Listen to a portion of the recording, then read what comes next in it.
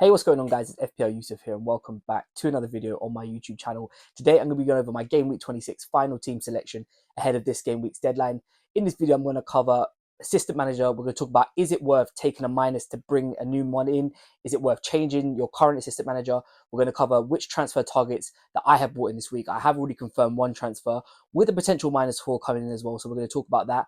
I'll show you guys what my current team's looking like and also some key questions just surrounding this game week in general. So I hope you guys do enjoy this video. If you do, please don't forget to drop a thumbs up and subscribe down below. But without further ado, let's just jump straight into it.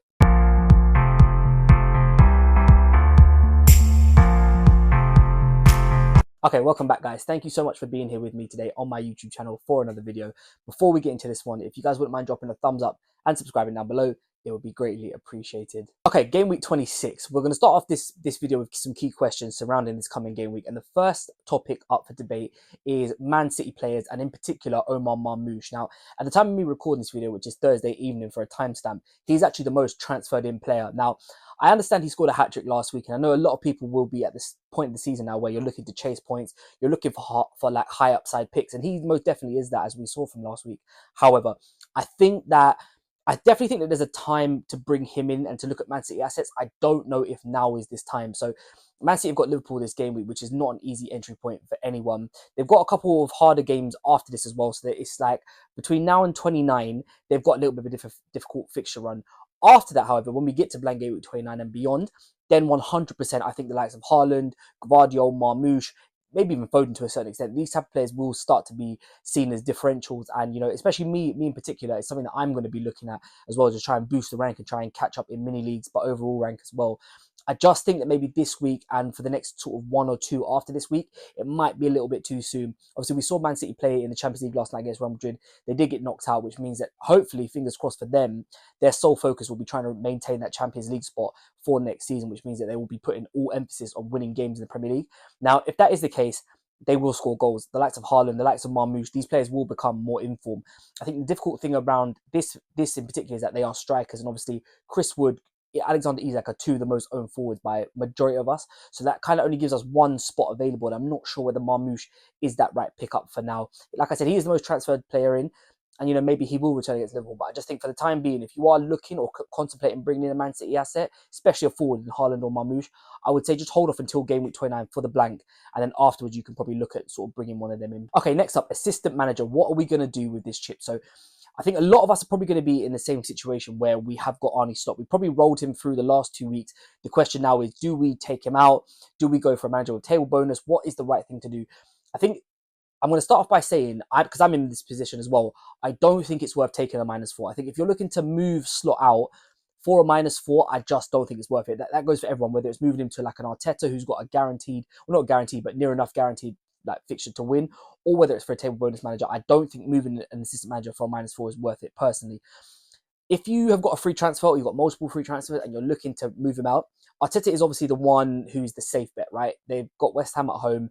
West Ham aren't really attacking that well. Arsenal are playing very good at the moment. They're defending well. You know, with all the big teams playing each other this week, Arsenal are kind of one of the favourites in terms of like bringing players in from them for a high upside this week. So I do like the Arteta pick up if you're doing it for just a free transfer. If you're looking for a table bonus manager, the two that I'm looking at personally is Glasner from Crystal Palace, and I'm looking at McKenna from Ipswich. I see Van Nistelrooy being talked about a little bit. For me personally, I just think Leicester are the weakest out of these teams. I think Glasner with Crystal Palace have got the best chance, even though Fulham aren't no pushovers. So I do think that will be a close game. I personally see it being a draw, but, you know, Glasner and Crystal Palace could definitely nick that game 1-0, 2-1, something like that. So I think if you are chasing high upside, you know, and you're maybe looking to try and jump up your mini league, trying to jump up your rank, then yeah, definitely I think if you're looking for a table bonus manager, Glasner is the one. McKenna for me, obviously Ipswich did beat Spurs at the start of the season, you know, so they can do it. I do like them out of the newly promoted teams. I think they are the best. I think they've got the best chance of winning.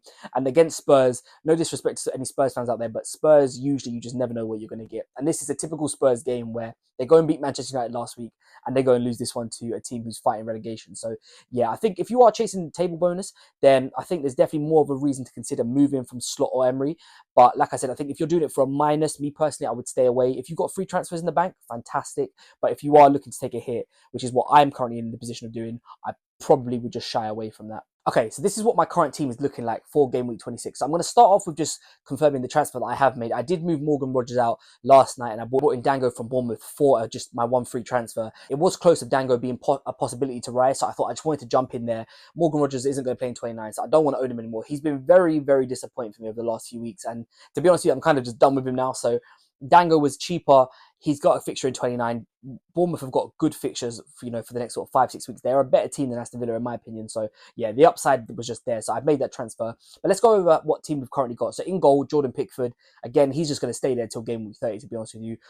Everton at home against Man United. To be honest with you, I'm actually siding with an Everton clean sheet in this game, and I do expect them to keep one. Man United really aren't.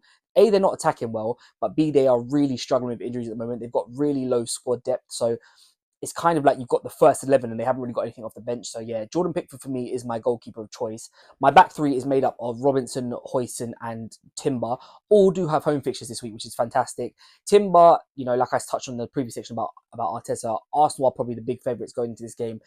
They're probably one of the few big teams who, a lot of us own defenders from, who actually have got like the highest chance of getting a clean sheet this week, because, obviously Forest are playing Newcastle, City are playing Liverpool. So a lot of our players are going to be clashing with each other this week, whereas Arsenal have got a good fixture at home to West Ham. So I like having him there.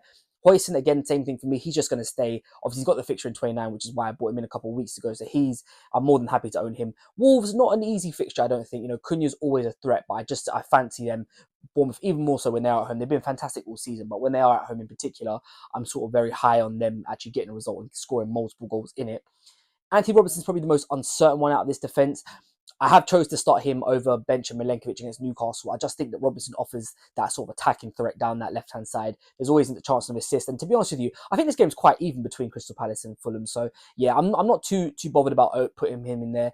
Milenkovic, there was maybe like a half-hearted shout, but to be honest with you, I just think Robinson has the upside with the attacking threat. And Fulham, when they are at home again, are a decent outfit as well. So yeah, happy to own them three. So that is what the back three is looking like. So onto the midfield, we have the double up of Bournemouth. Obviously, we brought in Kluivert last week, brought in Dango this week. So I'm just going to hold these two now for the next sort of 5, 6, 7 game weeks. Like I said, they're playing the blank in 29, which is just another upside of owning them. Mo Salah. Now, this is the big question about who are we going to captain this week. Now, at the time of recording this video, it is on Salah. I do really desperately want to go against him this week. I think the hard thing is just trying to figure out who is the right choice. Is it one of the Bournemouth midfielders? Is it an Isak? Is it a Chris Wood up front? Obviously, they're playing against each other. We're going to comment on them in a minute, but there is nothing stopping Mo Salah from having a good game against Man City. I know it's Man City, like the name, but as we saw from last night, Mbappe scored a hat-trick on them. There's nothing stopping Mo Salah from doing that. And I think the way Liverpool are playing at the moment, I think the only thing that would probably stop them is just fatigue. They look tired against Aston Villa, and they look like towards the back end of the game they were struggling. Obviously, Darwin probably should have converted in that game.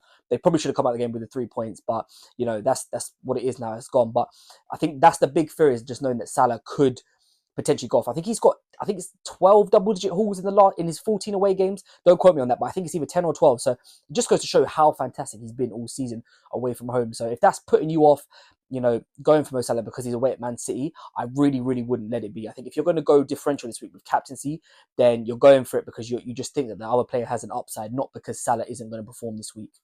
And the final two in the midfield, one is Cole Palmer, who's probably on his last day of execution for this game week 27 and 28 before he leaves. Chelsea have just been really underwhelming over the last few weeks. They've kind of dropped off a little bit. His output has dropped off a little bit. I do actually think that they will get chances against Aston Villa in this game. Villa have sort of got like a bit of a makeshift back four at the moment. So if there's any game that Cole Palmer could start to heat up with, the next three for him, Villa, then he's got Southampton at home, then he has Leicester at home. They're very good fixtures. So yeah, he's fine for now. He's going to stay in there. And finally, Bryan Mbeumo. I'm hoping that this is going to be the game week that he does return. He's been, if you are an owner of Bryan Mbeumo and you've owned him for the last few weeks, he has been a little bit frustrating because I think the fixtures have probably offered more than what he's actually returned. So we're going to wait and see what happens on that. But he's going to start 100%. Maybe there's an outside captaincy shout with him. For me personally, just because of the inconsistency with him and the fact that Brentford are away. If they were at home, I think I'd be a little bit more confident about it. But because they're away, I'm probably just going to hold off on that, and just whatever points he gets will be the points he gets. And finally, the two forwards, as I said earlier, they are playing against each other. It is Alexander Isak, it is Chris Wood. They are both in with a shout of captaincy, no doubt about that. I think you'd probably favour Isak more because Newcastle are at home, but Chris Wood has proven this season that he really is fixture-proof and can score against anyone. So I'm really interested to see what happens with these two. Obviously, Chris Wood is playing against his former club in Newcastle, so maybe there's a little bit of a point to prove there. I think it was either last season or the season before he scored a hat-trick against them, I believe. So it's not out of the realms of possibility that he could return big. I think that's the big thing about captaincy this week, is that there are a few almost like half-hearted options to go against Salah. It's just trying to figure out which is the best one to do that. So yeah, that is my team for game week 26. We're going to go into it with just making one transfer this week, and hopefully, fingers crossed, it can bring us some big returns and boost our rank. Okay, thank you guys so much for watching this video. If you have enjoyed it, please don't forget to drop a thumbs up and subscribe down below. I just want to say a quick thank you for all the support on my recent videos. You know, the views have been doing great. I think we're about 10 subscribers away from 100 now. So if you are watching this for the first time and you haven't subscribed, please feel free to drop it down below. If you guys want to have any questions or you've got anything about this video or about your own teams, feel free to drop it in the comments. I will be getting back to all of you. Or if you are on Twitter, feel free to drop me a follow on that as well. I will leave the link to it in the description down below. But once again, like I said, thank you so much for watching this video. If you have enjoyed it, don't forget to drop a thumbs up and subscribe down below. And I'll catch you guys next time.